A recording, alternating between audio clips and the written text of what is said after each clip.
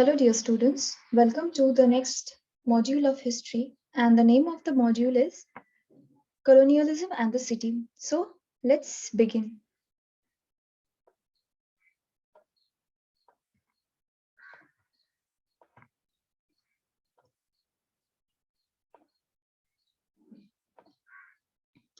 So, the name of the module, as we can see, is Colonialism and the City.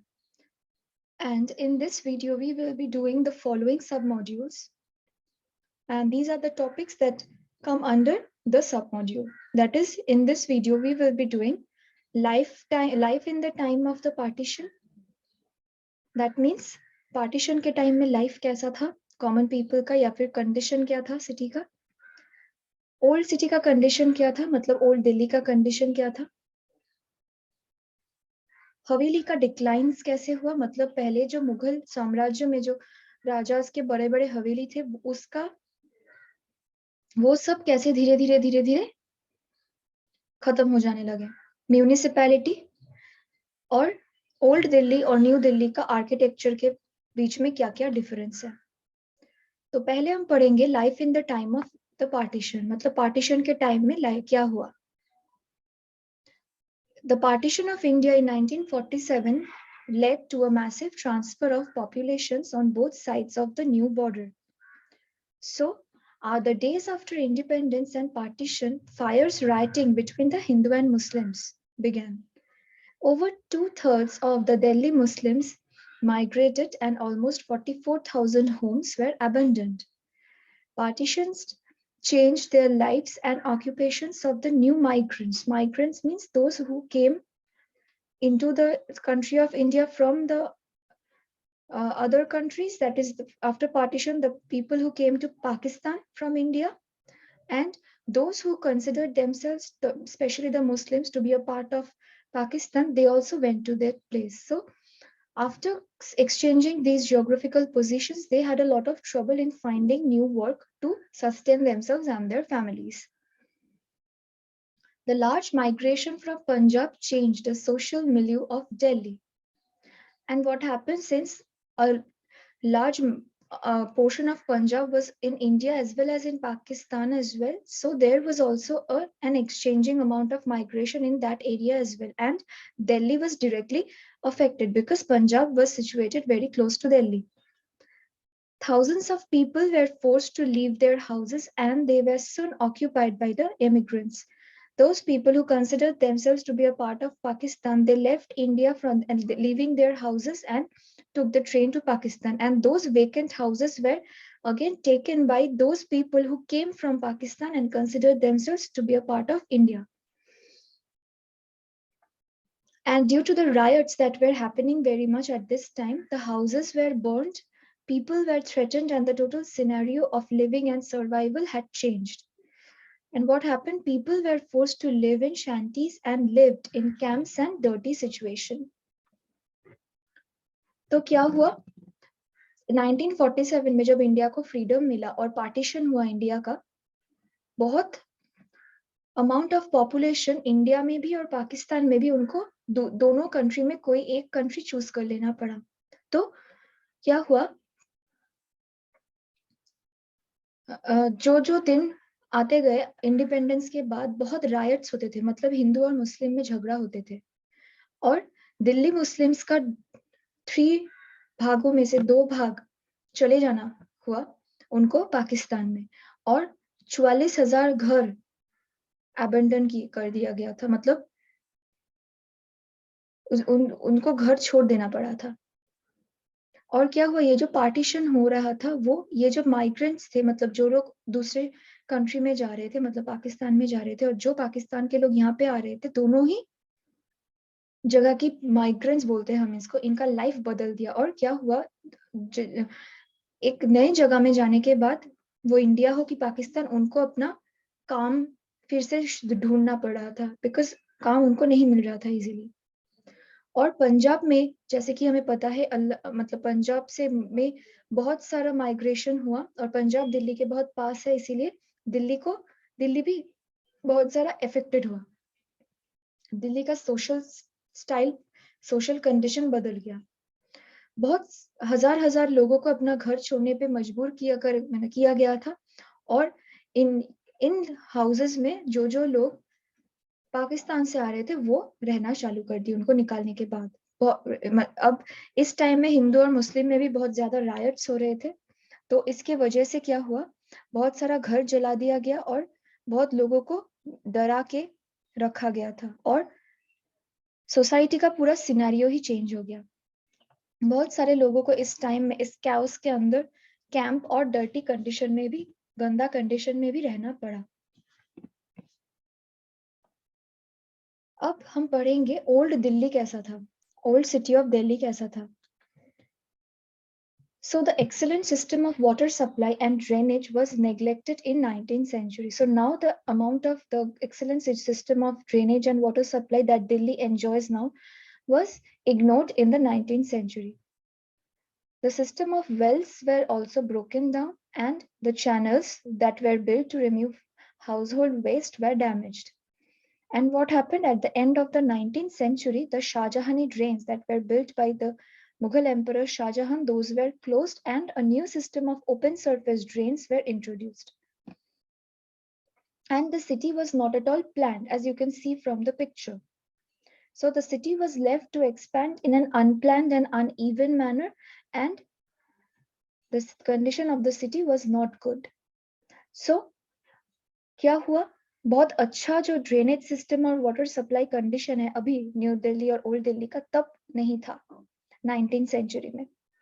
तब क्या हुआ था, वो जो मतलब वेल्स जो थे वो भी ब्रोक मतलब तोड़ दिया गया था, वो भी टूट गया था, और हाउस होल्ड वेस्ट को निकालने के लिए जो ड्रेन्स वगैरह जो चैनल्स बनाया गया था वो भी डैमेज हो गया था। और क्या हुआ, 19th सेंचुरी के एंड में शाहजहां ने जो ड्रेन्स ओपन करके गए थे वो बंद कर दिया गया और एक न्यू सिस्टम लाया गया जहाँ पे ओपन सरफेस ड्रेन्स को इंट्रोड्यूस किया गया। और सिटी और ये जो शहर था इसका कोई प्लान्ड वे में ये डेवलप नहीं कर रहा था और बहुत गंदा कंडीशन था। It was not hygienic at all.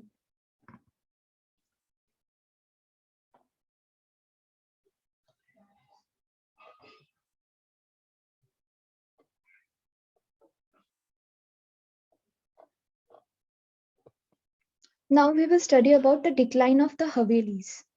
अब क्या हुआ, 17 और 18 में जो मुगल एरिस्टोक्रेसीज थे वो कहाँ रहते थे, बहुत बड़ा बड़ा घर में, जिसको हम मैंशन या हवेली बोलते थे।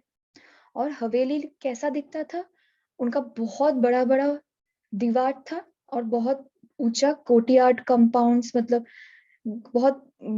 सामने बहुत जगह, बहुत बड़ा खेलने की जगह, और जहाँ पे फाउंटेन्स थे और बहुत सारा फैमिलीज एक ही बड़े हवेली में रहते थे।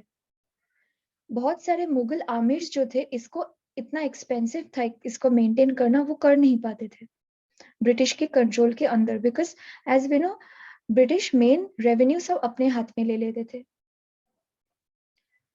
तो क्या हुआ, हवेली धीरे धीरे बिकना चालू हो गया और डिवाइड होना चालू हो गया, बिकॉज जो फैमिलीज रहते थे उनका जो डिसेंडेंट्स थे वो उनका फाइनेंशियल कंडीशन भी डिक्लाइन हो गया ब्रिटिश लोग आने के बाद, और इसी वजह से उनको ये हवेली सोल्ड कर देना पड़ा था। और ये हवेली के सामने बहुत बड़ा बड़ा सामने जगह रहता था जो हवेली के ही लोगों को बिलोंग करता था, ये सब धीरे धीरे दुकान बन गए। So here we will study about how the concept of the Havelis declined. The Mughal aristocracy in the 17th and 18th century, they used to live in grand mansions called Havelis. Now Havelis had large walled compounds with courtyards and fountains, and many families housed in it. So, but what happened? Many of the Mughal amirs during the British rule were unable to maintain these Havelis because why? They financially lost their previous position as they used to enjoy during the time of the Mughal Raj.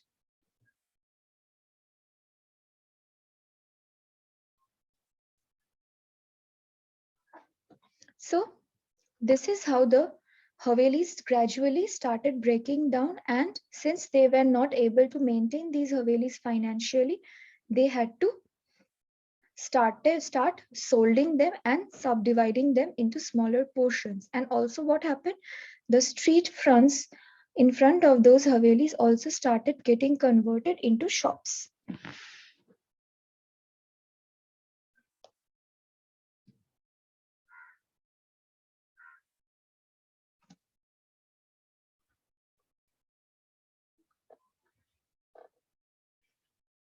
Now we will study about the municipality. So, the census of 1931 revealed that the old city area was crowded with as many as 90% people per acre. This would be not only 90%, but this will be 90 people.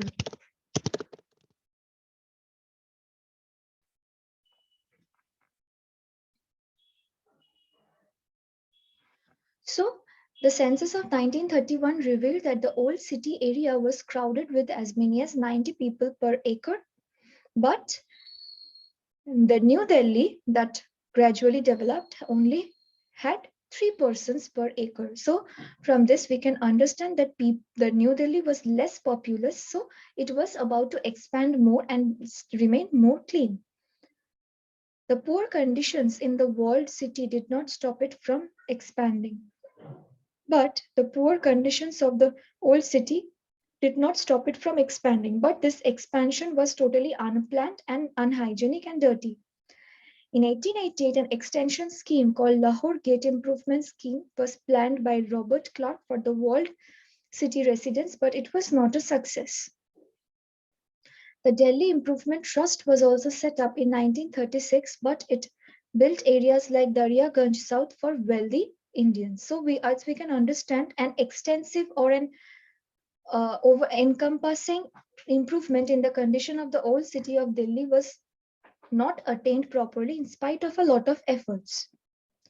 तो क्या हुआ 1931 की census में ये पता चला कि old city of Delhi में हर एक एकड़ में 90 पीपल रहते थे, जबकि न्यू दिल्ली में सिर्फ 3 पीपल रहते थे.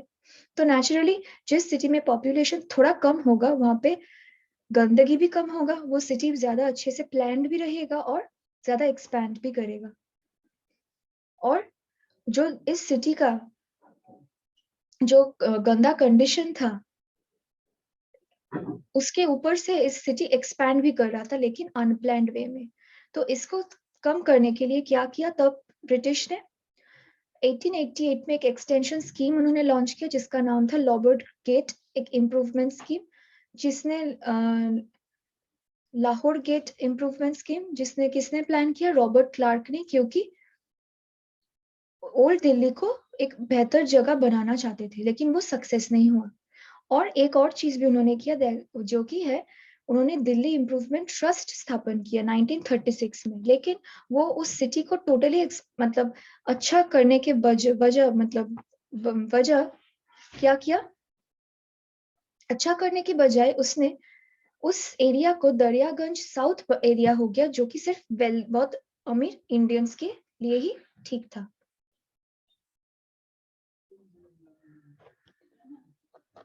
तो इस तरीके से धीरे धीरे कंडीशंस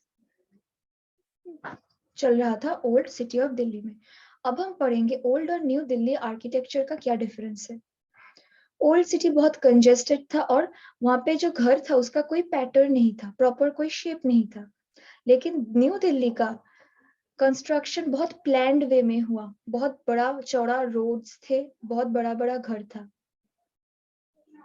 ओल्ड सिटी का कंडीशंस कैसा था, डर्टी, गंदा रोड, गंदा सीवेज सिस्टम मतलब drainage system. But new Delhi का जो सिटी था उसका सीवेज सिस्टम भी बहुत बेहतरीन था और क्लीनलीनेस भी बहुत बहुत मतलब एकदम साफ सुथरा रहता था वो सिटी. ओल्ड दिल्ली में कोई पार्क, ट्री, गार्डन्स कुछ नहीं था, मतलब उसका एस्थेटिक वैल्यू उतना अच्छा नहीं था. लेकिन न्यू दिल्ली में एक ऐसा एटमॉस्फेयर, एक ऐसा सराउंडिंग बनाया गया जहां पे फ्रेश एयर, खुली खुली हवा, एक शांत लाइफ को एक्सपेक्ट कर थक सकते थे सब लोग. ओल्ड दिल्ली में जो मार्केट्स था उसका कोई पैटर्न नहीं था, कहीं भी वो उग गए थे. लेकिन न्यू दिल्ली में एक पैटर्न डेवलप किया गया, वेल प्लान्ड प्लान करके, ताकि वो गंदा ना दिखे और पूरा प्लान्ड वे में रहे। और बिल्डिंग्स बहुत पुराने थे हवेली स्टाइल के न्यू दिल्ली में, लेकिन रोम और ग्रीक स्टाइल फॉलो किया गया था। ओल्ड हवेलीज कहाँ थे? ओल्ड सिटी में, ओल्ड दिल्ली में, लेकिन न्यू दिल्ली में रोम और ग्रीक स्टाइल का आर्किटेक्चर फॉलो किया गया था। रेसिना हिल एक जगह का नाम है, उसका चूज किया गया था न्यू दिल्ली का एक ऐसी जगह जो कि सिंबल होगा न्यू दिल्ली का सुप्रीमेसी का। So the old city was very congested and no pattern of housing was seen. But New Delhi was constructed with wide roads and large mansions. Dirty road and bad sewage system, which conditions were hallmarks of old city, but New Delhi saw a better planning of sewage and cleanliness when it was made again. There was no existence of parks, trees, and gardens, but in New Delhi, a source of fresh air and a peaceful life were given a consideration. No pattern of markets were present in Old Delhi. Instead, in New Delhi, a well-developed pattern could be seen. Buildings were old with Haveli style, but in New Delhi, Rome and Greek style was followed. Raisina Hill was chosen to establish the New Delhi as a symbol of supremacy. So these are the basic differences between the New Delhi and the Old Delhi as constructed by the British.